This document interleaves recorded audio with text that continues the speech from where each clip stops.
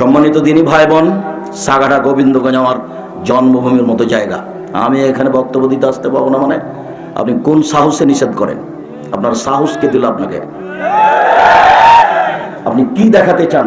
পয়সাপাতি হারিয়ে যাবেন, বিদ্যে মাটিতে মিশে যাবেন। বক্তব্য এমন কোন মায়ের বেটা আছে বাংলার মাটিতে যে বলতে পারে 32 বছর আমি কোনোদিন কারো বিরুদ্ধে বক্তব্য বলিনি? বলে না কেন কেউ? আমি তো বলছি সব বক্তব্য ভাষা আছে, আপনি দেখেন দেখি। 32 বছর আমি কোনোদিন সরকার বিরোধী বক্তব্য দিইনি। আমি লিখেছি জঙ্গি বিরোধী কথা, বক্তব্য দিয়েছি, কলমে লিখেছি। বইয়ের নাম কে বড় লাভবান। জঙ্গি তৎপরতায় সরকার যত সোচ্চার, আমি তার চেয়ে 100 গুণ বেশি সোচ্চার। আমি কলমে যে লিখেছি উনি হিসাব করে খাতা কলমে বিদ্যা দিয়ে খুঁজে পাবেন না। আপনি তো বহু দূরের কথা, গাইবান্ধা জেলার পরিচালক তো বহু দূরের কথা। আমার কলম লেখা আছে 2005 সালে জঙ্গি বিরোধীর তৎপরতায়।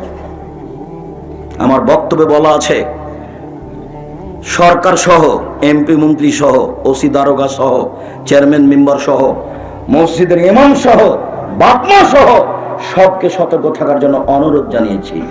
এই জঙ্গি তৎপরতা আসলে মুসলমানের নয়, এটা খারিজি কোনো তৎপরতা, ধর্মকে ধ্বংস করার জন্য তারা পথে নেমেছে।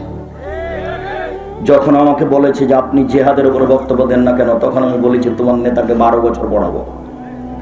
যেদিন আমাকে বলেছে যে আপনি এইসব জঙ্গির উপরে বক্তব্য দেন না কেন, আপনিও তো কোরআন হাদিস জানেন, তা আমি বলেছি তোমার এটা ঠিক নয়, তুমি কেন এসেছো? তোমার নেতাকে আমি 2 যুগ পড়াবো বলেছি। 2 যুগ এই শব্দটা অন্তত কয়েকশো বার বলেছি। 2 যুগ পড়াবো। 26 বছর থেকে ফতোয়া লিখি কলমে, 26 বছর থেকে ফতোয়া লিখি কলমে, 26 বছর থেকে বুখারী মুসলিম পড়া, 34 বছর থেকে 28 আগস্টের 20 তারিখ রোজ বুধবার থেকে বুখারী মুসলিম পড়াচ্ছি। এমনি চলে এসেছি মনে করছেন? আমার বুকে খুব সাহস। আমার জীবনে কোনোদিন পয়সার পিছনে আমাকে পড়া লাগেনি। কোনো মায়ের বেটা বলতে পারবে না যে আপনি আমাকে বলেছিলেন 8-10টা টাকা দেন। এই সাহস কারণে আমি দিয়েছি, এই কথা বলতে পারি। আমার 4000 ছেলে মেয়ে পড়াশোনা করে, 250 জন শিক্ষক শিক্ষিকা কর্মচারী আছেন যাদের প্রতি মাসে বেতন লাগে 30 লক্ষ। এমনি জমি কাজ তো কিনা তো আছেই। জামিয়া সালাফিয়া ডাঙ্গিপাড়া পবা রাজশাহী অবস্থান করে 26 বিঘা জমির উপর, 33 শতকে 1 বিঘা, 26 বিঘা জমির উপর অবস্থান করে। সেখানে একটা মসজিদ আছে 90 শতাংশ জমির উপরে, যার একতলাতে 3000 মানুষ সালাত আদায় করতে পারে। উত্তরবঙ্গের সবচেয়ে বড় মসজিদ। জামিয়া সালাফের রূপগঞ্জ, নারায়ণগঞ্জ, ঢাকা 51 বিঘা জমির উপর অবস্থান করে। সেখানে একটা মসজিদ তৈরি হতে যাচ্ছে 200 শতক জমির উপরে, যার একতলাতে 10,000 মানুষ একসাথে সালাত আদায় করতে পারবে। জামিয়া সালাফের ডাঙ্গিপাড়া পবা রাজশাহী, জামিয়া সালাফের রূপগঞ্জ নারায়ণগঞ্জ ঢাকা, জামিয়া সালাফের তেঘরা বিরল দিনাজপুর, জামিয়া সালাফের 6 মাইল বাবুগঞ্জ বরিশাল, এগুলি চলমান প্রতিষ্ঠান আলহামদুলিল্লাহ। জামিয়া সালাফের ফরিদপুর, জামিয়া সালাফের নোয়াখালী, জামিয়া সালাফের চট্টগ্রাম, জামিয়া সালাফের ময়মনসিংহ, জামিয়া সালাফের কুষ্টিয়া, এইগুলো জমি রেডি হয়ে গেছে, কাজ আরম্ভ হতে বাকি আছে আলহামদুলিল্লাহ। ইনশাআল্লাহ সময়ের গতিতে হবে ইনশাআল্লাহ। জাতির যদি রাস্তাঘাট করে দিতে না পারি, জাতির যদি স্কুল কলেজ করে দিতে না পারি, জাতিকে চূড়ান্ত সঠিক ধর্ম দিতে পারবো ইনশাআল্লাহ। ধর্মের ব্যাপারে জাতিকে ফাঁকি দেন, পরকাল হারাতে রাজি নই। আমি আব্দুর রাজ্জাক বিন ইউসুফ আপনাকে আবারও বলছি, এই ছেলে, কোন সাহসে তুমি বিরুদ্ধে কথা বলো? তুমি মনে রেখো, তোমার বাপকে বলে দিও। তোমার দায়িত্বশীল যারা পালন করে, সমাজ পরিচালনা করে, তাকে বলে দিও আব্দুর রাজ্জাক সাহেব 32 বছরে কোনোদিন অপ্রয়োজনীয় বাক্য বলেনি, 32 বছরে কোনোদিন কেসা কাহিনী বলেনি, মুখস্থ করে রাখো কথা। 32 বছর আর কোনোদিন মানুষের কাছে পথ খরচ পাথেও চায়নি। টাকা দেওয়ার সময় আমার মুখটা একটু কেমন হয়েছে এরকম প্রমাণ হয়ে গেলে আমি জাতির জন্য বক্তব্য দেব না। তুমি অত সাধারণ মনে করে নিলে, আমি কোনো জায়গাতে গেলে মানুষের গায়ে ঘাও হয় কেন তা আমি বুঝতে পারি না। আমি কোনোদিন ফাঁকি দিনি জাতিকে।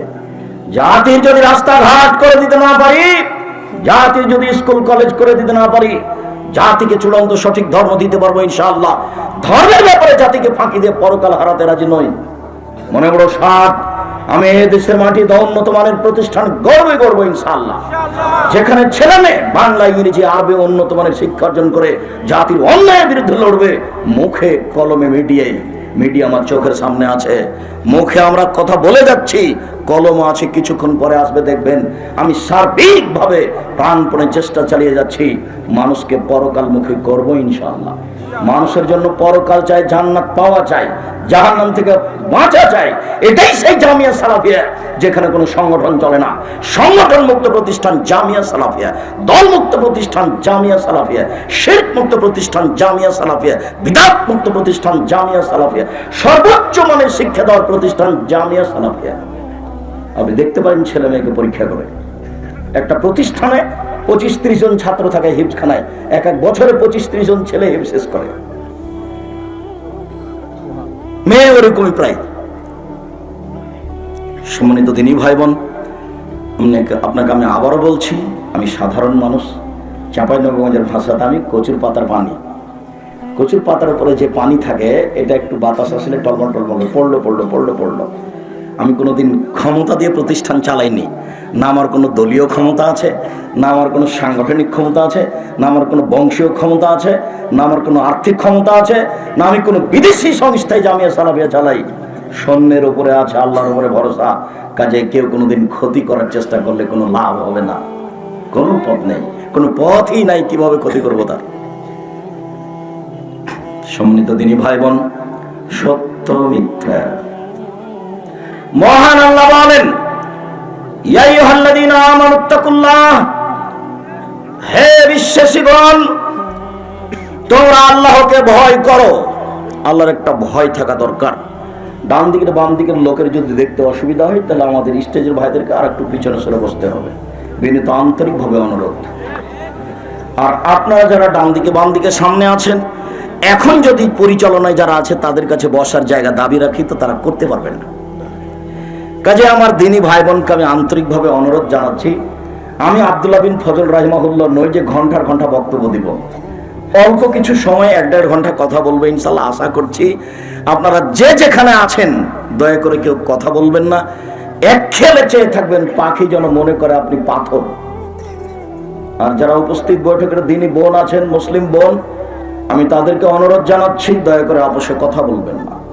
আর একজন যদি আপনার গায়ের উপরে পা দিয়ে চলে যায়, তবু আপনি তার সাথে কথা বলবেন না, মুখ খুলবেন না। দয়া করে আপনি মুখ বন্ধ রাখেন। এই মেয়ে, তোমাকে তো বলছি, শরম পাও না? তুমি কথা বলছো কেন? এমনি তো বেপরদা হয়ে চলো, হক বাতিল তো তোমার কাছে পরিচয় নেই। নগ্ন হয়ে সারাদিন চলে, অঙ্গ প্রত্যঙ্গ দেখে, মাথার চুল দেখিয়ে জাতিকে জাহান্নামের দিকে ঠেলে দিয়ে নিজেকে শিক্ষিত মনে করছো। তা তো তা নয়। মানুষকে পাপী করে মানুষ শিক্ষিত হতে পারে না, ভুল বুঝেছো তুমি। আসলে ঘটনা তা নয়, ঘটনা আসলে তোমার মা তোমাকে শিক্ষা দিতে পারেনি। তুমি ভুল বুঝেছো, এটা তোমার মা নয়, এটা তোমার খালা। সেদিনে আমি আপনাকে বলে গেছি খুব বারবার করে, আসলে এটা মা নয়, এটা হয় খালা, না হয় সৎ মা। যদি মাই হয় তাহলে এমন করলো কেন? মার একটা দায়িত্ব আছে, এই কথাটা আগে বলিনি, তারপর আমি আমার আলোচনায় চলে যাচ্ছি। আজকের আলোচনা অতীব সংক্ষিপ্ত। আগে প্রমাণ করি যে মা, সেদিন মহিমাগঞ্জের নসিরার পাড়ে বলে গেছি, জোর দিয়ে বলেছি এটা তোমার মা নয়, তোমার মা নয়। এটা যদি আমি প্রমাণ করতে না পারি, আমি জাতির সামনে বক্তব্য দেব না। তোমার মা যদি হয় তাহলে তোমার অবস্থা এমন কেন?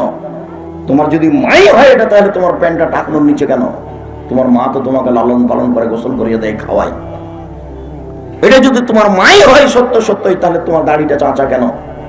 এটা যদি সত্যই তোমার মা হয়, তাহলে তোমার মাথায় চুল, ছাতা চুল কেন? এটা যদি সত্যি তোমার মা হয়, তাহলে তোমার মোটরসাইকেলের সামনে ব্রাজিলের পতাকা কেন?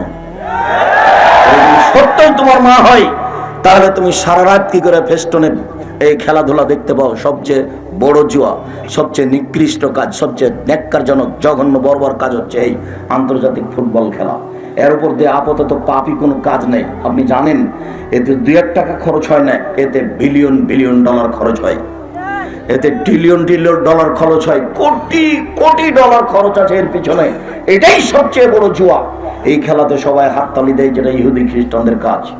এই খেলাতে মানুষ 2 পক্ষ হয়, এর পক্ষ যদি পরাজয় হয় তাহলে গর্জ হয়ে করবে, যদি জয় হয় আর এর পক্ষে যদি পরাজয় হয় তাহলে আত্মহত্যা করবে। সাথে সাথে সারা পৃথিবী জুড়ে যত ফেস্টনের কাপড় কিনেছে, কত টাকার কাপড় কিনেছে হিসাব করা যাবে? সারা পৃথিবী জুড়ে যত পতাকার কাপড় কিনেছে, কত টাকার পতাকার কাপড় কিনেছে, তাতে মাগুরা জেলার একটা লোক জমি বিক্রি করে 7.5 কিলোমিটার লম্বা পতাকা ঝুলিয়েছে। তাতে ফেনী জেলার এক লোক 4.5 কিলোমিটার লম্বা করে পতাকা ঝুলিয়েছে। মানুষ কখন পশু প্রাণী হয়ে গেছে তা নিজে বুঝতে পারেনি। মানুষ যে পশু প্রাণী হয়ে গেছে, গরু ছাগল হয়ে গেছে, সে মানুষ আঁচ করতে পারেনি। আর এটা তো গোবিন্দগঞ্জ গাইবান্ধা। তার মানে আব্দুল রাজ্জাক সাহেব কি বলতে চাইলেন? মানে বলতে চাইলাম যে তোমার বাপ কুকুর শ্রীগুলের চেয়ে খারাপ। কষ্ট দিচ্ছেন নাকি? না, কষ্ট দিনই। যদি তোমার বাপকে কুকুর শ্রীগুলের যে খারাপ প্রমাণ করতে না পারি, আমি বক্তব্য দেব না। তুমি এটা খুব সাবধান হয়ে থাকো। সেটা কি, কিভাবে? এই যে যৌতুক নিয়েছ, তোমার বাপের মুখের দিকে তাকিয়ে দেখো, পাশে থাকলে তার মুখ কালো হয়ে গেছে। বাপের মুখ কালো করার জন্য টাকা নাও কেন? তোমাকে তো আমি কাজ করে খেতে বলেছি। যদি কাজ করতে না পারা যায়, ভিক্ষা করতে বলেছি। ভিক্ষা করার টাকা দিয়ে চাউল কেনে ভাত খেয়ে ইবাদত কবুল হবে। শ্বশুরের কাছে টাকা নিয়ে চাউল কেনে ভাত খেয়ে ইবাদত কবুল হবে না। দেখি কোন মায়ের বেটা ফতো এইভাবে উল্টাতে পারে, কিয়ামত পর্যন্ত সময় থাকলো। ভিক্ষা করার টাকা দিয়ে চাউল কিনে ভাত খেয়ে ইবাদত কবুল হবে। যৌতুকের টাকা দিয়ে চাউল কিনে ভাত খেয়ে ইবাদত কবুল হবে না। ইবাদত কবুল হবে না, ইবাদত কবুল হবে না। তোমরা কা পুরুষ বাপ বেটা, তোমরা মহিমাগঞ্জ স্টেশনে গিয়ে বোনাপাড়া স্টেশনে ভিক্ষা চাও। বাপ বেটা ভিক্ষা করে খাও। আব্দুল রাজ্জাক সাহেব ভিক্ষা করতে বলছেন কেন? আমি ভিক্ষা করতে বলিনি। মহিমাগঞ্জ ট্রেন স্টেশনে সকালে যাও, বোনারপাড়া ট্রেন স্টেশনে সন্ধ্যায় আসো, মানুষের ব্যাগ বোকটা তুলে দিও, মানুষ টাকা দিবে। সন্ধ্যা হতে হতে 500-700 টাকা হয়ে যাবে, ভিক্ষা করতে হবে না। তবে যৌতুক হারাম। যৌতুক কাবিরা গুনাহ। 24 ঘন্টার মধ্যে টাকা ফেরত দিতে হবে। ফার্নিচার, খাট খাটলা, চৌকি, বাক্স, আলমারি যা কিছু নিয়েছ, সন্ধ্যা হতে হতে সব ফেরত দিতে হবে। পরের বাপের জিনিস নিয়ে তো অহংকার করো কেন? নিজে কিছু করতে পারো না? কিছু যদি করতে না পারো, ভিক্ষা করে খাবা। আমি তো বলেছি তোমার শ্বশুরকে বছর শেষে একটা লুঙ্গি কিনে উপহার দিও। সেখান থেকে জিনিস নাও কেন? কোন লজ্জায় নাও? কেন নিবা? নিবা কেন? এটা কোন নীতি? কোথা থেকে আসলো এই নীতি? এ তো হারাম। আল্লাহ তো বলছেন টাকা দিয়ে বিবাহ করতে হবে, মোহর দিয়ে বিবাহ করতে হবে। আল্লাহ বলছেন ক্ষমতা থাকলে বিবাহ করো, যদি ক্ষমতা না থাকে তাহলে রোজা থাকো। রোজা থেকে থেকে থেকে যৌবনকে নষ্ট করে দাও। কেননা টাকা নেই, বিবাহ করতে পাবা না। বিবাহ করলে টাকা লাগে, ক্ষমতা লাগে, বাড়ি ঘর লাগে, খাট খাটলা, চৌকি বাক্স লাগে, মেহমান রুম লাগে। এটা তো গাইবান্ধা, মেহমান রুম লাগে না কেন? যেখানে বাপ মা শুয়ে থাকে, বেটি বেটা থাকে, ওখানে মেহমানকে ঘরে নিয়ে যে বসতে দেয়। খানকা ঘর লাগে না। অনেকদিন আগে ছিল, সেটা এখন উঠে গেছে। জামাই আসলে এখন ওই যুবতী মেয়েকে বলে তোর দুলা ভাইকে পান দিয়ে, চা দিয়ে, পানি দিয়ে। আর একটা তো বিবাহ সূত্রে দিয়েছেন, আর একটা ফ্রি দিচ্ছেন কেন? একটু লজ্জা হয় না? একটু শরম হয় না আপনার? একটু হায়া হয় না আপনার? কিসের বাপ আপনি? কিসের মা? কাকে মা বলে, কাকে বাপ বলে? সব সময় আপনার শাশুড়ি আপনাকে খাবার দিবে। আমার নিজের কথা বলছি, আমি দেখিনি কোনোদিন কাউকে খাবার দিতে। সব সময় আর শাশুড়ি বৃদ্ধ মানুষ নিয়ে এসে আমাকে খাবার দিতেন। এইটা কেন হলো? কোথা থেকে আসলো? কেন যুবতী মেয়ে তাকে খাবার দিতে যাবে? কোন হিসাবে এগুলি? এই ছেলে, তোমার মা না, এটা আগে প্রমাণ করবো, তারপরে আলোচনা। উপস্থিত বৈঠকের দিনই মুসলিম বোন, এই মেয়ে, তোমাকে সাবধান হতে বললাম না? আবার কথা বলছো কেন? এদিকে খেয়াল করো। সম্মানিত দিনী ভাই বোন, আজকের কথা অতীব কম। জাবের রাদিয়াল্লাহু তাআলা আনহু বলেন, রাসূল সাল্লাল্লাহু আলাইহি ওয়াসাল্লামের সাথে আমরা একদা যুদ্ধ করে আসছিলাম। তো মদিনায় ঢুকবো, তখন তিনি বললেন এখানে থামো, এখানে রাত্রে থাকবো, সকালে মদিনায় ঢুকবো। তখন আমি জাবের বললাম, আল্লাহর নবী, আমি নতুন বিবাহ করেছি, আমাকে বাড়ি যেতে অনুমতি দেন। তখন আল্লাহ রাসূল তার সাথে কথা বলতে লাগলেন, ও তুমি নতুন বিবাহ করেছো? বিকরানাম সাইয়্যিবা, তুমি কুমারী মেয়ে বিবাহ করেছো না তালাক প্রাপ্ত মেয়ে বিবাহ করেছো? তা আমি বললাম, আল্লাহর নবী, আমি তালাক প্রাপ্ত মেয়ে বিবাহ করেছি। ওর বিবাহ হয়েছিল, ওর স্বামী তাকে তালাক দিয়ে দিয়েছে, আমি তাকে বিবাহ করেছি। তখন রাসূল সাল্লাল্লাহু আলাইহি ওয়াসাল্লাম বললেন, হাল্লা বিকরাম তুলাইবুকা, তুমি কুমারী মেয়ে কেন বিবাহ করলে না? তুমি তার সাথে খেলতে, ও তোমার সাথে খেলতো। তুমি কুমারী মেয়ে কেন বিবাহ করলে না? তুমি তার সাথে খেলতে, ও তোমার সাথে খেলতো। তুমি অবিবাহিতা মেয়ে কেন বিবাহ করলে না? তুমি তার সাথে খেলতে, ও তোমার সাথে খেলতো। রাসূল সাল্লাল্লাহু আলাইহি ওয়াসাল্লাম এই পর্যন্ত বললেন, এই পর্যন্ত থাক। এবার জাবের রাদিয়াল্লাহু তাআলা কি বলেন, এটা হলো মূল কথা। এই কথাই তোমাকে ধরে রাখতে হবে। এই ছেলে, কারো গায়ে হাত দিয়ে বসে থাকবে না। রেডি হও, এক খেলে চেয়ে থাকতে হবে।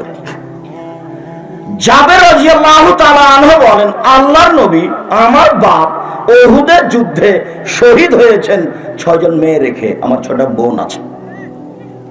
আমি আমার বোনদের সমবয়সের মেয়েকে বিবাহ করিনি 4টা কারণে। আল্লাহর নবী আমার পিতা উহুদের যুদ্ধে শহীদ হয়েছেন 6 জন মেয়ে রেখে। আমার 6টা বোন আছে। আমি আমার বোনদের সমবয়সের মেয়েকে বিবাহ করিনি 4টা কারণে। এই 4টাই দেখতে হবে তোমার মায়ের মধ্যে আছে কিনা। এক, লেতুয়ার দেওয়া হল না, আমার স্ত্রী যেন আমার বোনদেরকে শিষ্টাচার শিখাতে পারে। শিষ্টাচার, শিষ্টাচার কি জিনিস? এই কি কোনো খাওয়ার জিনিস? শিষ্টাচার। আম্মু রাস্তায় হাঁটার সময় এক পাশ দিয়ে হাঁটতে হয়। আম্মু বড় মানুষকে দাঁড়িয়ে গিয়ে বসতে দিতে হয়। আম্মু বড় মানুষকে সম্মান করতে হয়।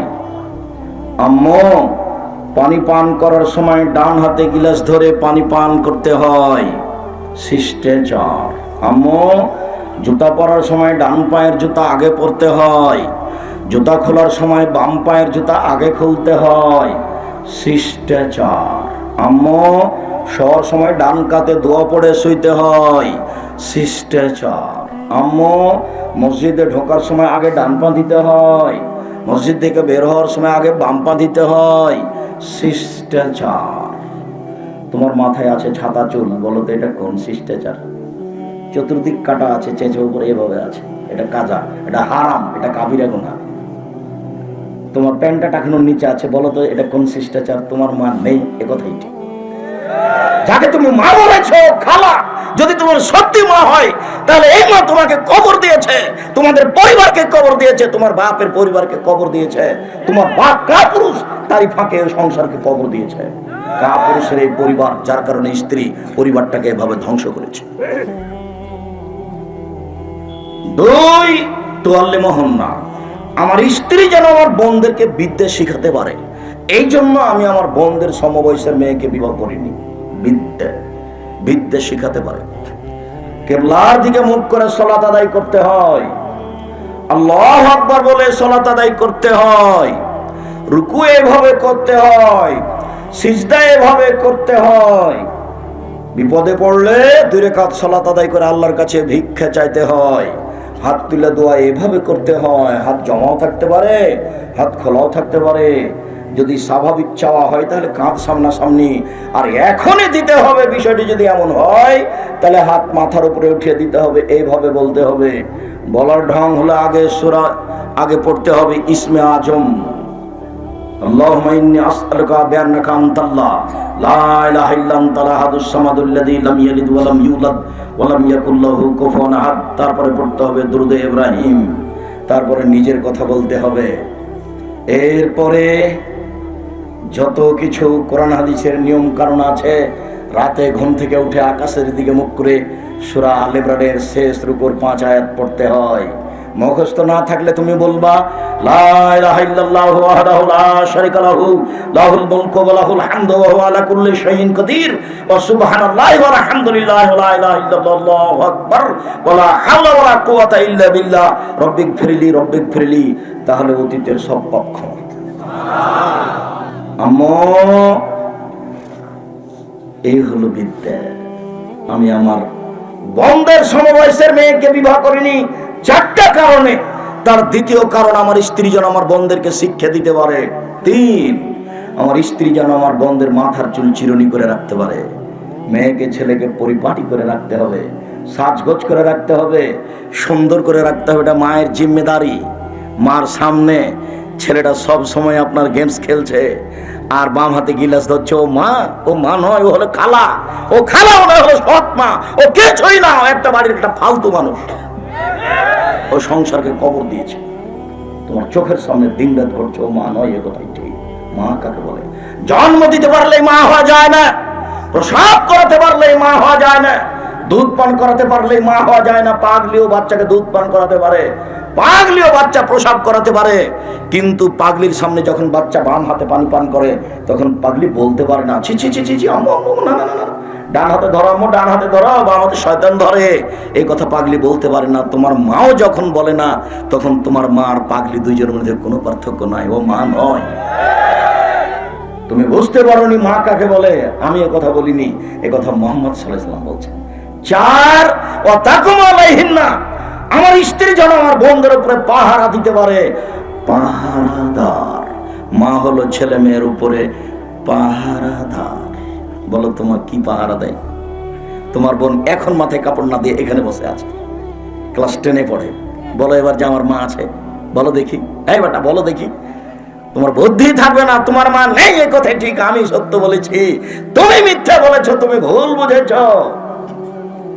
এখন তোমার বোন বসে আছে এখানে, জোর থেকে ঘুরছে বাজারে বাজারে, সাগাটা বাজারে তোমার মা যায়, তোমার বোন যায়। কেন? তোমার বাপ মরে গেছে, তুমি মরেছ, তোমার চাচা মরে গেছে, তোমার দাদা দাদি মরে গেছে, গ্রামবাসী মরে গেছে, ওখানে গেল। যাবে কেন? কেন যাবে? স্বামী হলে 5টা জিনিস লাগে। স্বামী হলে 5টা জিনিস লাগে। 1 আদে মাতা এমতা, যে মানের খাও বউকে সে মানের খাওয়াবা। 2 ফাঁকসহ মাক্তা চাইতা, যে মানের কাপড় পরাবো সে মানের পরাবা। 3 অলা তুকাব্বে, বউকে কটু কথা বলো না। কোনোদিন বলতে হবে না তোমার রংটা কালো, কোনোদিন বলতে হবে না তোমার ঠোঁটটা মোটা। একবার বললে 10 বছর ভালোবাসবে না। শুধু প্রশংসা করবেন, প্রশংসা প্রিয় মানুষ। দিন রাত প্রশংসা করেন, সারা রাত পাটি বেঁধে। আর একবার আপনি এদিকে দুর্বল হয়ে যান, তখন দেখবেন সব উল্টে গেছে। 4 মুখের উপরে মারো না। 5 ওয়ালা তাতরুকা ইল্লা ফিল বাইতে, তোমার স্ত্রী তোমার বাড়ি ছাড়া কোথাও যেতে পারে না। খালার বাড়ি যেতে পারে না, ফুফুর বাড়ি যেতে পারে না, মায়ের বাড়ি যেতে পারে না, জরুরি প্রয়োজন ছাড়া বাড়ি ত্যাগ করতে পারে না, তার নাম স্বামী। বাজার তো বহু দূরের কথা। জরুরি প্রয়োজন ছাড়া বাড়ি ত্যাগ করতে পারে না, তার নাম স্বামী। চোখ যেভাবে ঘুরে বউ সেভাবে চলে, তার নাম ক্ষমতা। চোখ যেভাবে ঘুরে বউ সেভাবে চলে, তার নাম ক্ষমতা। রাসূল সাল্লাল্লাহু আলাইহি ওয়াসাল্লাম বললেন, পৃথিবীর মানুষ, ইয়া মাশাআ শাবাব, যারা বিবাহ করতে ইচ্ছুক যুবক দল, যদি তোমাদের টাকা ক্ষমতা থাকে তাহলে বিবাহ করো। ক্ষমতা লাগে।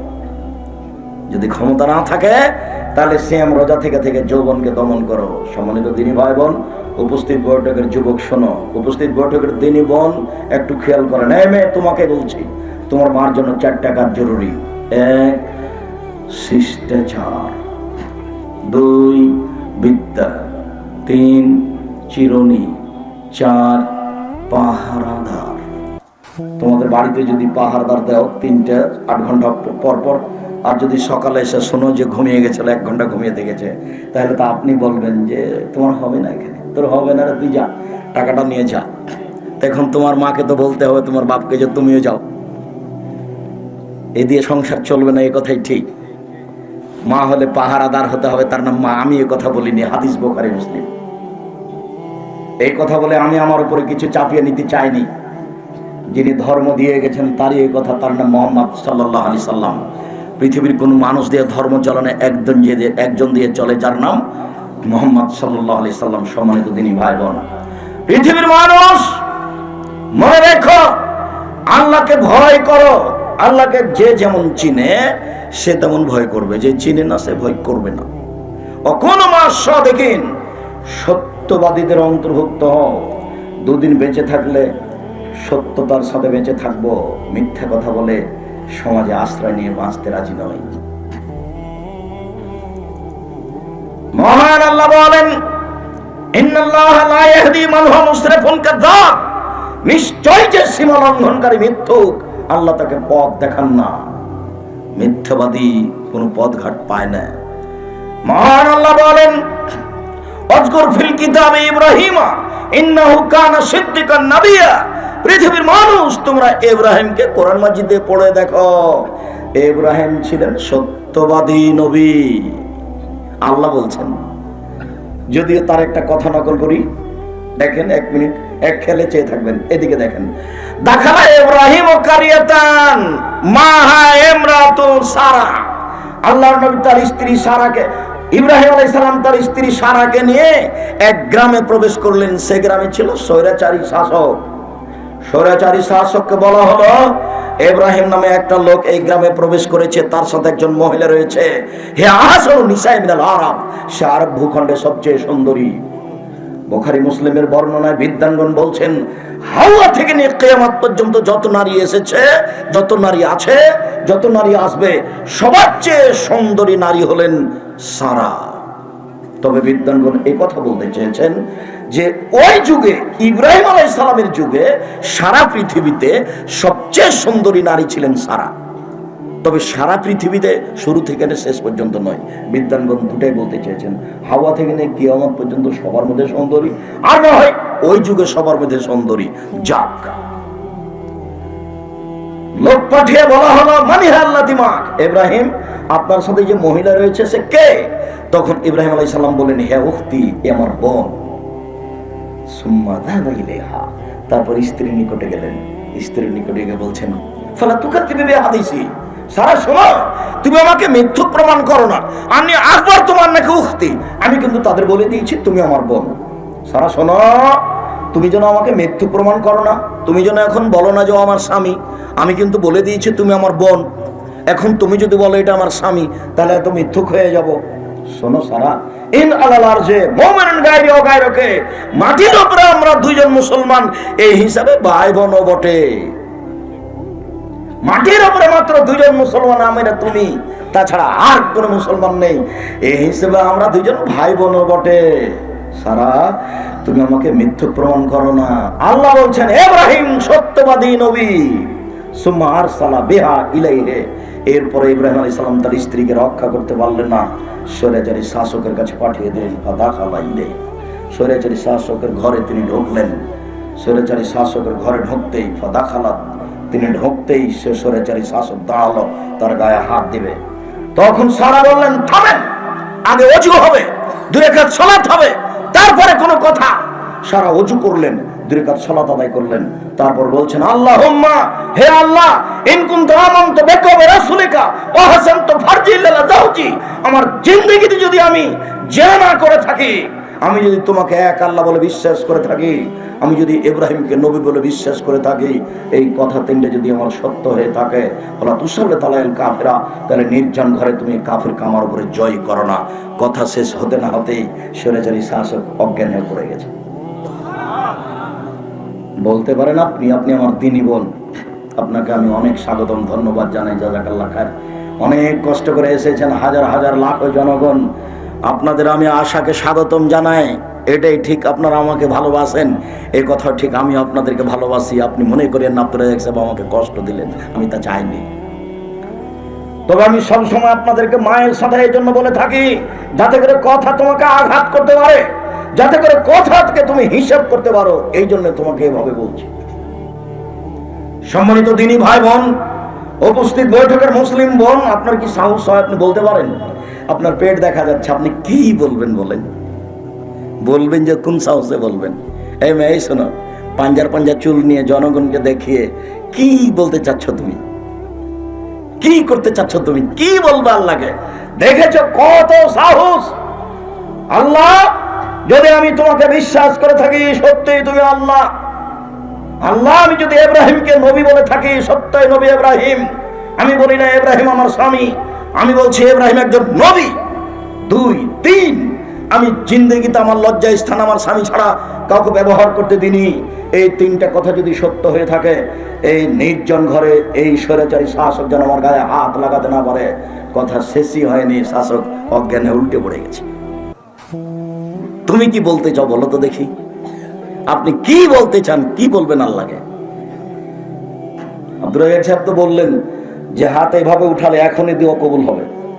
ইসমে আজম পড়লে, দুরুদে ইব্রাহিম পড়লে, তারপর নিজের কথা বলার সাথে সাথে কবুল হয়ে যাবে। কিন্তু ঘটনা যদি এমন না হয়, তাহলে কিভাবে বলবেন? দাড়ি চাঁচা আছে, প্যান্টটা টাকানো নিচে আছে, হাতে সিগারেট আছে, গলায় টাই আছে, কোনটা বলবেন আপনি? আবার দল পার্টি করার সময় তো অমুকের চরিত্র ফুলের মতো পবিত্র, কোনটা করবেন? আপনি যে আল্লাহকে বলবেন কিছু, কিভাবে বলবেন? বিড়ি সিগারেট দিয়ে জীবন ভরা আছে, জোর করে দলীয় দাপটে আর একজনের জমি দখল করেছেন, বলেন তো কিভাবে আল্লাহকে কথা বলবেন? দেখেছেন সাহস কত? এর নাম ঈমান। ঈমান যত বেশি হবে পাপ তত কম হবে, ঈমান যত কম হবে পাপ তত বেশি হবে। সম্মানিত দিনী ভাই বোন, আবু হুরায়রা রাদিয়াল্লাহু তাআলা আনহু বলেন, এই বাচ্চা বসো। কোন বাচ্চাকে আপাতত কয়েক মিনিট উঠতে দিবেন না, ধৈর্যের পরিচয় দিতে হবে। যতই কষ্ট হোক একটু ধৈর্যের পরিচয় দিয়ে কথাকে মূল্যায়ন করার চেষ্টা করতে হবে। রাসূল সাল্লাল্লাহু আলাইহি সাল্লাম বলেন, পৃথিবীর মানুষ শুনে রেখো, তিন শ্রেণীর মানুষের সাথে আল্লাহ কথা বলবেন না, কথাই নেই। তিন শ্রেণীর মানুষের দিকে আল্লাহ সুনজরে দেখবেন না, বিচার মাঠে এভাবে থাকবেন, ওর সাথে কোনো কথাই নেই। তিন শ্রেণীর মানুষকে আল্লাহ পবিত্র করবেন না, ওর সাথে কোনো কথাই নেই। এক, মালিকুন কাযযাব, মিথ্যুক দায়িত্বশীল, মিথ্যুক হেডওয়ালা, মিথ্যুক হেডমাস্টার, মিথ্যুক প্রিন্সিপাল, মিথ্যুক ভাইস চ্যান্সেলর, মিথ্যুক জেল সুপার, মিথ্যুক গ্রাম্য সর্দার, মিথ্যুক এমপি মন্ত্রী, মিথ্যুক চেয়ারম্যান মেম্বার, যারা যেখানে মিথ্যা কথাই দায়িত্ব পালন করছে, ওরা তাহাজ্জুদ পড়লেও বিচারের মাঠে আল্লাহ তার সাথে কথা বলবেন না।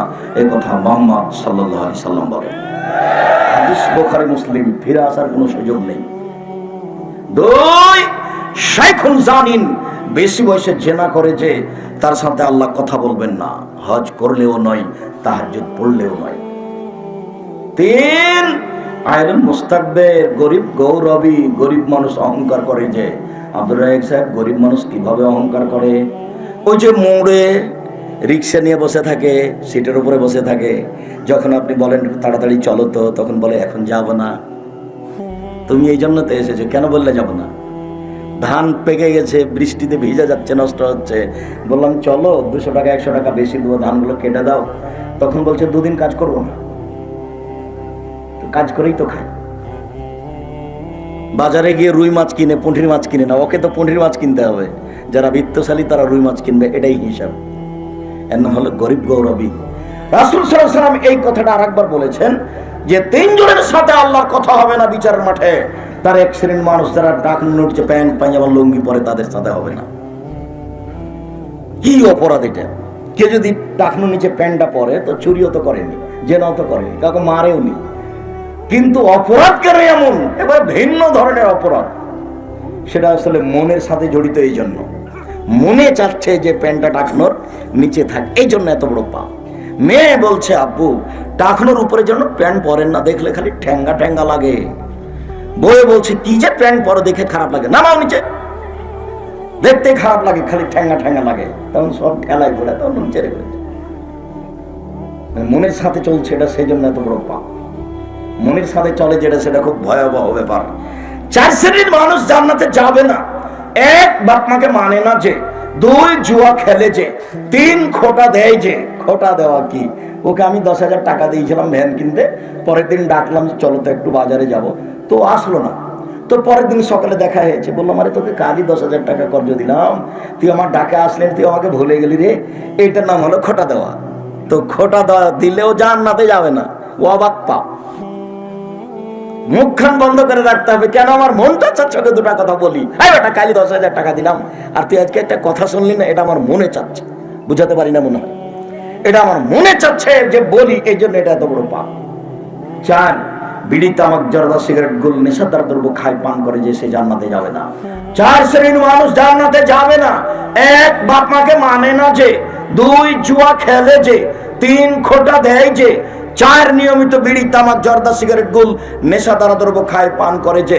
আবু হুরায়রা রাদিয়াল্লাহু তাআলা আনহু বলেন, রাসূল সাল্লাল্লাহু আলাইহি সাল্লাম বলেছেন, আরবাউন মান কুন্না ফিহি কানা মুনাফিকান খালিস।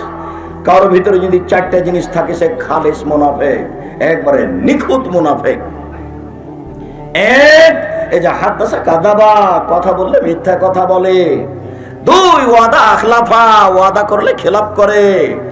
3, ওই যে ওয়াদা গাদারা, যদি কোনো ওয়াদা অঙ্গীকার করে তাহলে সেটা ভঙ্গ করে দেয়। ওই যে খাসামা ফাজারা, আর ঝগড়া বিবাদ করলে অশ্লীল কথা বলে, যখন তখন স্ত্রীকে অকথ্য ভাষায় গালি দেয়। আমি বললাম, সম্মানিত দিনী বোন, 4টা কাজ করেন, জান্নাতের সব দরজা খোলা। আমি বললাম, সম্মানিত দিনী বোন, রাসূল সাল্লাল্লাহু আলাইহি ওয়াসাল্লাম বলেছেন 4টা কাজ করেন, জান্নাতের সব দরজা খোলা। 1, 5 ওয়াক্ত সালাত আদায় করেন। 2, রমজান মাসের সিয়াম রোজা থাকেন। 3, স্বামীকে মেনে চলেন। চার জেনায় লিপ্ত হবেন না, জান্নাতের সব দরজা খোলা। বললেন আব্দুর রাজাক সাহেব, 5 ওয়াক্ত সালাত আদায় করি, আমরা গ্রামের মেয়ে সাঘাটায় বাড়ি। 2 রমজান মাসে সিয়াম থাকি। 3 জেনায় লিপ্ত হই না, গ্রামের মানুষ আমরা। 4 স্বামীকে মেনে চলতে পারি না, আর মুখের ভাষা খুবই খারাপ। 4 ও খালি বড় মোবাইলে ল্যাংটা মেয়ে দেখে, আমি সহ্য করতে পারি না, আমি তার ধারে কাছে যাই না, আমাকে খুব খারাপ লাগে। আর মোবাইলে সব সময় ল্যাংটা মেয়ে নাচে, ও এইসব দেখে চক্ষু ঠান্ডা করে, ও কলিজা ঠান্ডা করে, ও জান সহব করে, এভাবে জান্নাত কিনতে চায়। জান্নাত পড়ে আছে, জান্নাত পড় টাপ ব্যাপার। আল্লাহ চ্যালেঞ্জ করে বলেছেন, লাম ইয়াতমাসহুন্না ইনসুন কাবলা ওয়ালা জান। জান্নাতের মেয়েদেরকে জিন কোনোদিন স্পর্শ করেনি, জান্নাতের মেয়েদেরকে মানুষ কোনোদিন স্পর্শ করেনি। জান্নাতের মেয়েদেরকে যখন দেখবে মানুষ, তখন মনে হবে এরা ঝিনুকের মধ্যে লুকানো মুক্তা, এদের পাওয়া তো সহজ নয়। আল্লাহ তাআলা বলেন হাদিসে কুদসি, আদাতু লিবাদিয়াস সালিহিনা, আমি আমার ভালো পুরুষ নারী দাস দাসীর জন্য এত উন্নত মানের থাকা খাওয়ার ব্যবস্থা করেছি, এত দামি মহিলার ব্যবস্থা করেছি, মারা দায়নুন চোখ কোনোদিন দেখেনি। থাকা খাওয়ার ব্যবস্থা এত উন্নত মানের হতে পারে, নারী এত সুন্দরী হতে পারে, আমার স্বামী এত জরুন, মানুষের কান কোনোদিন শুনেনি। থাকা খাওয়ার ব্যবস্থা এত উন্নত মানের হতে পারে, নারী এত সুন্দরী হতে পারে, আমার খাতার বেকাল বেবাসার মানুষের অন্তর কোনোদিন ভাবেনি থাকা খাওয়ার জায়গায় এত উন্নত মানের হতে পারে। আল্লাহ বলছেন পৃথিবীর মানুষ শুনে রেখো, জান্নাত এত দামি জায়গা, ভালো পুরুষ নারীর জন্য আমি রেডি করে রেখেছি, যা চোখ কোনোদিন দেখেনি, যা কান কোনোদিন শুনেনি, যা অন্তর কোনোদিন ভাবেনি, এত উন্নত মানের জায়গা হতে পারে, তার নাম জান্নাত। জান্নাতের মেয়ে অত সহজে ভোগ করা যায় না। হযরত নারবি শাহওয়াত, জাহান্নামকে ঘেরা আছে মনের ইচ্ছা দিয়ে, জান্নাত ঘেরা আছে ত্যাগ তিতিক্ষা নিয়ম নীতি দিয়ে। নিয়ম নীতি ছাড়া, ত্যাগ তিতিক্ষা ছাড়া জান্নাত পাওয়া যায় না। মন মতো চললেই জাহান্নাম পাওয়া যায়। দোকানে বসে আড্ডা পিটে যারা, মন মতো চলে তারা, যেখানে সেখানে মানুষের বদনাম করে যারা, মন মতো চলে তারা, মানুষের বিরোধিতা করে যারা, মন মতো চলে তারা, মন মতো চলে যারা, জাহান্নামে যাবে তারা। সুদ ঘুষ খায় যারা, মন মতো চলে তারা, মন মতো চলে যারা, জাহান্নামে যাবে তারা। দাঙ্গাবাজি করে, ক্ষমতা দেখিয়ে, দলীয় দাপটে মানুষকে জেল হাজতে দেয় যারা, মন মতো চলে তারা, মন মতো চলে যারা, জাহান্নামে যাবে তারা। মানুষের পিছনে লেগে থাকে যারা, মন মতো চলে তারা, মন মতো চলে যারা, জাহান্নামে যাবে তারা। দাড়ি চাঁচে যারা, মন মতো চলে তারা, টাকলুন চেপেন পরে যারা, মন মতো চলে তারা। দিন রাত মোবাইলে ল্যাংটা মেয়ে দেখে যারা, মন মতো চলে তারা, মন মতো চলে যারা, জাহান্নামে যাবে তারা। নগ্ন পোশাকে চলে যে সব মহিলা, ছোট ব্লাউজ গায়ে দিয়ে রাস্তাঘাটে চলে যারা, মাথায় কাপড় দেয় না যারা, মন মতো চলে তারা, মন মতো চলে যারা, জাহান্নামে যাবে তারা। মুহাম্মদ সাল্লাল্লাহু আলাইহি সাল্লাম বলেন, পৃথিবীর মানুষ শুনে রাখুন, তিনি বলেন হুজবাতিন নারবি শাহওয়াত, মনের ইচ্ছা দ্বারা জাহান্নাম ঘেরা আছে। হুজবাতিল জান্নাতুল লিমা কারহে, নিয়ম নীতি কষ্ট ক্লেশ ত্যাগ তিতিক্ষা অনেক কিছু দিয়ে জান্নাত ঘেরা আছে। জান্নাত পাওয়ার টাফ ব্যাপার। সম্মানিত দিনী ভাই বোন, মিথ্যা কথা বলা মুনাফিকের খসলাত, ওয়াদা করলে খেলাপ করা মুনাফিকের শিষ্টাচার, আর ঝগড়া করলে অশ্লীল কথা বলে মুনাফিক। সম্মানিত দিনী বোন, আপনাকে আবারও বলছি, আপনি 4টা কাজ করলে জান্নাতের সব দরজা খোলা আপনার জন্য। 1 5 ওয়াক্ত সালাত, 2 রমজান মাসে সিয়াম, 3 স্বামীকে মেনে চলা, 4 জেনায় লিপ্ত না হওয়া। আব্দুর রাজাক সাহেব, উপরের 3টে করি, 4 নম্বরটা করতে পারি না। মেয়েকে বলি তোর বাপকে খাবার দিয়ে আয়, বৌমাকে বলি তোমার শ্বশুরকে খাবার দিয়ে আসো, আমি নিচে যাই না, আমি ওকে সহ্যই করতে পারি না, এত রাত দিন গালি দেয়। বেদায়ের পরে নিরুপায় হয়ে যদি 1 গ্লাস পানি নিয়ে যায়, তো সামনে এভাবে ঠ্যাক্কস করে দূরে চলে যায়, রেখে দিয়ে চলে যায়, আমাকে ভালো লাগে না। সম্মানিত দিনী বোন, আমি আপনার সাথে একমত, তবে আপনাকে আমরা অনুরোধ জানাচ্ছি, আপনি আল্লাহর কাছে কান্নাকাটি করে দোয়া করেন আপনার স্বামীর স্বভাব ভালো হয়ে যায়। এটা খারাপ স্বভাব, তবে আপনি এইভাবে কথা বন্ধ করে সপ্তাহ সপ্তাহ কাটাবেন, এটা হবে না। তিতা লাগুক আর মিঠা লাগুক, আপনাকে স্বামীকে মেনেই চলতে হবে, এটা জরুরি। খারাপ লাগলেও গালি দিলেও আপনাকে মেনেই চলতে হবে।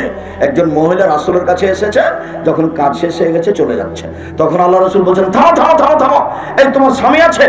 জি আমার স্বামী আছে। আচ্ছা তোমার স্বামীর কাছে তুমি কেমন? আমি তার সাথে ভালো হওয়ার চেষ্টা করি। ভালো হওয়ার চেষ্টা মানে?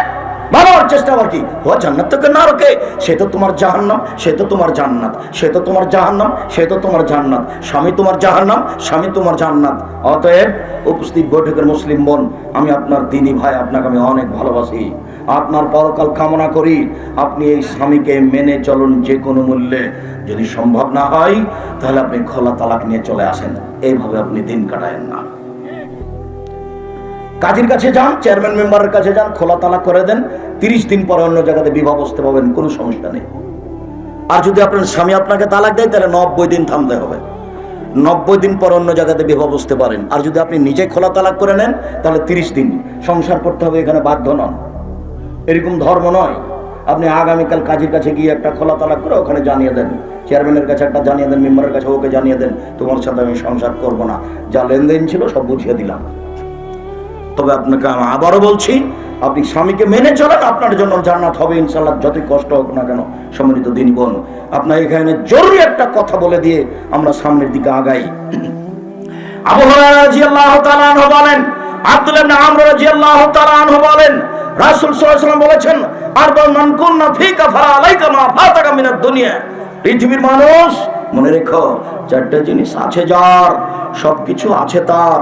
4টা জিনিস নেই যার, কোনো কিছু নেই তার। 4টা জিনিস আছে যার, সবকিছু আছে তার। ইহকাল আছে তার, পরকাল আছে তার, জান্নাত আছে তার। 4টা জিনিস নেই যার, কোনো কিছু নেই তার। এক, হিফজ আমানাতিন, আমানতের রক্ষা। আমানত কি জিনিস? কাজের লোকটাকে মালিক বলল 200 টাকা নিয়ে যা, তরি তরকারি সবজি নিয়ে 10 টাকা বেঁচে গেছে। কাজের লোকটা 10টা টাকা নিজের কাছে রেখে দিয়েছে, এ হলো আত্মসাৎকারী, এর নাম আমানত নেই। প্রিন্সিপালের কাছে, হেডমাস্টারের কাছে ছাত্র ফর্ম ফিলাপের 3000 টাকা দিয়েছে, তো হেডমাস্টার 1000 টাকা বাক্সে রেখে ডয়ারে 2000 টাকা পকেটে করে বড় একটা মাছ নিয়ে বাড়ি চলে গেল। তখন বই একবার জিজ্ঞাসা করলো না, ইন্নালিল্লাহ, আচ্ছা তুমি যে সকালে যাও তখন তো টাকা নিয়ে যাওনি, তুমি এত বড় মাছ নিয়ে এলে কিভাবে? বই এত বোকা যে একটু জিজ্ঞাসা করে না। 1 মিনিট মধ্যখানে একটা কথা খুব খেয়াল করুন, আমার দিকে চেয়ে থাকবেন। সাহাবী জিজ্ঞাসা করলেন, আল্লাহর নবী, সবচেয়ে দামি জিনিস কি? সবচেয়ে ভালো জিনিস কি? সবচেয়ে দামি জিনিস কি বলেন তো দেখি আল্লাহর নবী, সবচেয়ে দামি সম্পদ কি?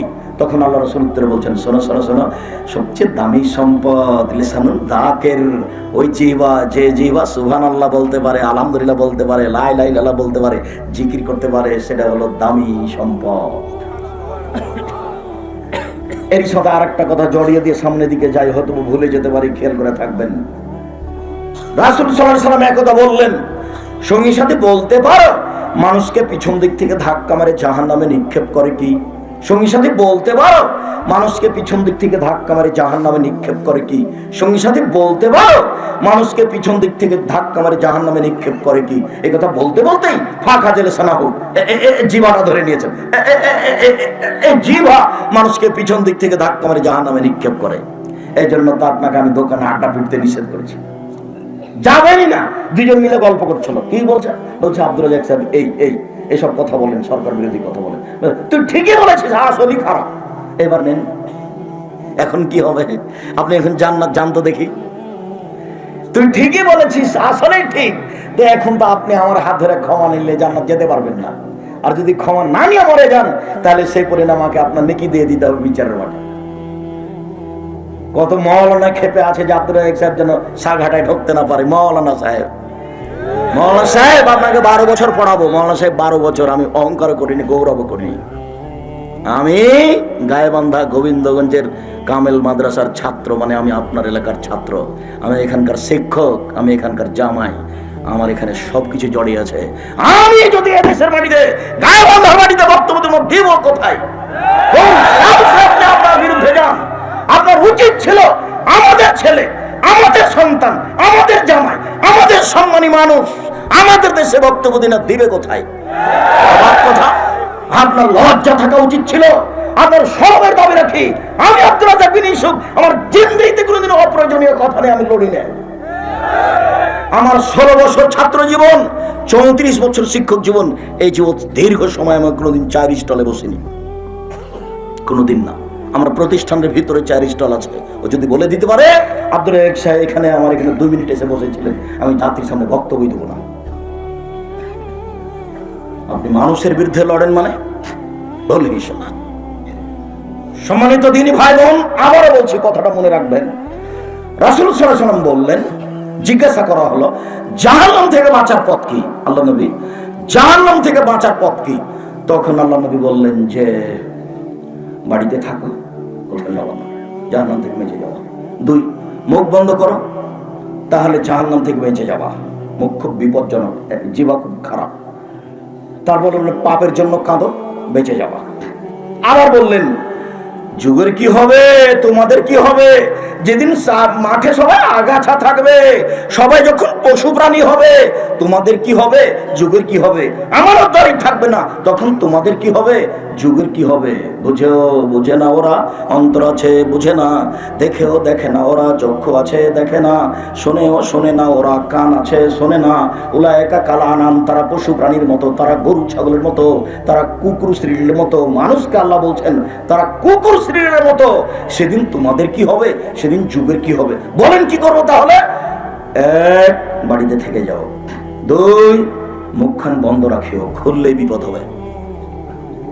বাড়িতে থাকিও, বাইরে যায় না, ঈমান আটকা পড়ে যাবে। 2, মুখখান বন্ধ রেখো, খুলিও না। রাসূল সাল্লাল্লাহু আলাইহি ওয়াসাল্লাম বলছেন পৃথিবীর মানুষ, তোমরা 2টা জিনিসের জিম্মেদারি দাও নেও, আমি তোমাদের জান্নাতে নিয়ে যাওয়ার জন্য জিম্মেদারি নিলাম, আর আমি তোমাদেরকে জান্নাতে নিয়ে যাব। 2টা জিনিসের জিম্মেদারি নাও। 1, জেনা করবে না। 2, মুখে বদনাম করবে না। আমি তোমাদের জান্নাতে নিয়ে যাব, জিম্মেদারি নিলাম। আমি জিম্মেদারি নিলাম, কিভাবে জান্নাতে নিয়ে যেতে হবে সেটা আমি দেখবো বিচারের মাঠে। হাদিস বুখারী মুসলিম। তোমার 2টা, আমার 1টা। বলো তো যুবক, 2টা কি ধরতে পারোনি? একটা জেনা, আর আরেকটা জিহ্বা, মুখের কন্ট্রোল। কারো বদনাম করতে হবে না, কারো পিছনে লাগতে হবে না, বাস নিজে উপার্জন করে খাবো, বইয়ের সাথে চলবো, 5 ওয়াক্ত সালাত আদায় করবো, বাস মরে যাবো, এসেছি চলে যাবো।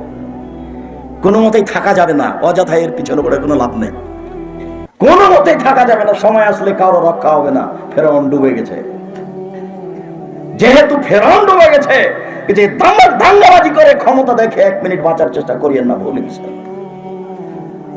রাসূল সাল্লাল্লাহু আলাইহি ওয়াসাল্লামের কথা মনে রাখবেন। তিনি বললেন পৃথিবীর মানুষ শুনে রেখো, এই জীবনে লিসিতান মিন আনফুসিকুম আজমালাকুম জান্নাহ। পৃথিবীর মানুষ, তোমরা 6টা জিনিসের জিম্মেদারি নাও, আমি জান্নাতে নিয়ে যাওয়ার জিম্মেদারি নিলাম। কিভাবে জান্নাতে নিয়ে যেতে হবে সেটা আমি দেখব। 1, উসদুকা হাদাসতুম, কথা বললে সত্য কথা বলো। 2, আফ হয়ে যাও ওয়াদতুম, মানুষের সাথে ওয়াদা করলে পূর্ণ করো। 3, অদ্দে যাও উতমিনতুম, আমানত রাখা হলে সময় দিয়ে দাও। মসজিদের সর্দার সাহেব, জি মসজিদের ইট কিনবো, টাকা দেন। একটু দেরি করেন, একটু আচ্ছা দেখি কি করি, আরে টাকাটা দেন না, 2 দিন থামো তো। মানে উলট পালট হয়ে গেছে। অথচ মসজিদের সর্দার সাহেবের যে টাকা জমা দেওয়া হয়েছে সেটাই টাকা থাকা দরকার ছিল। 3, আমানতদারি আছে যার, আমি তার জিম্মেদারি নিলাম, আমি জান্নাতে নিয়ে যাব। 4, গুজু আবসারাকুম, রাস্তায় চললে চক্ষু নিচে করে চলিও।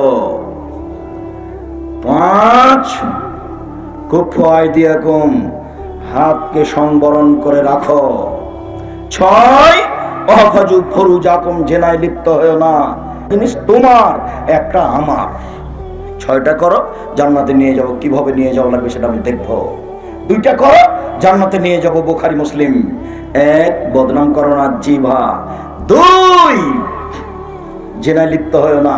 পৃথিবীর মানুষ শুনে রেখো, রাসূল সাল্লাল্লাহু আলাইহি ওয়াসাল্লাম বলছেন সবচেয়ে দামি বস্তু 1, ওই জিহ্বা, যে জিহ্বা আল্লাহকে ডাকতে পারে, সুবহানাল্লাহ বলতে পারে, সুবহানাল্লাহি ওয়া বিহামদিহি সুবহানাল্লাহিল আযীম বলতে পারে, সবচেয়ে ভারী নেকির মাধ্যম সুবহানাল্লাহি ওয়া বিহামদিহি সুবহানাল্লাহিল আযীম।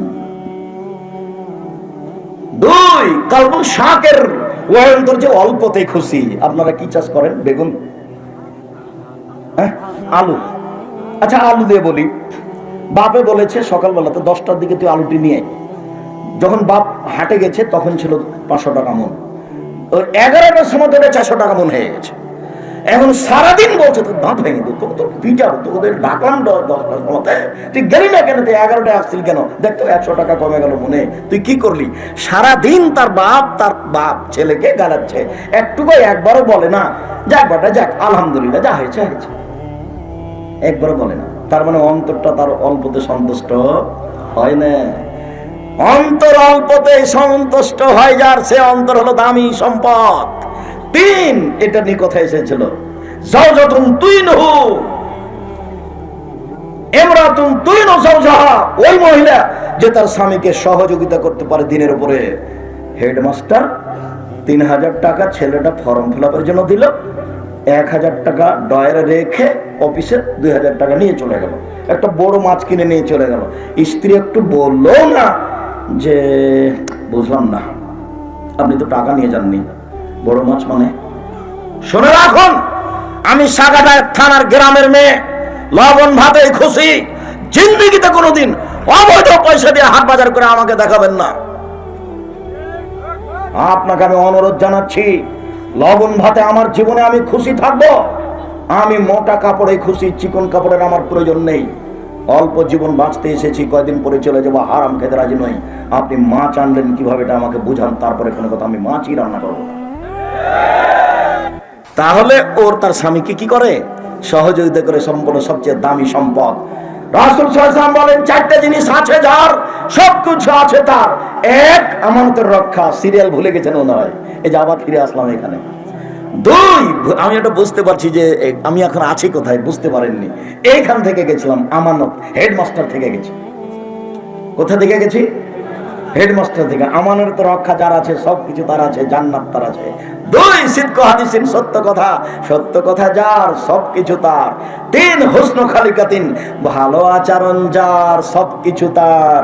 বিচারের মাঠে যখন নেকির পাল্লার পাপের পাল্লায় পাপ আর নেকি ওজন হবে, তখন আপনার নেকি যেগুলো নেকির পাল্লাতে দেওয়া হবে, সেটা সবচেয়ে যেটা ভারী নেকি হবে সেটা ভালো আচরণ।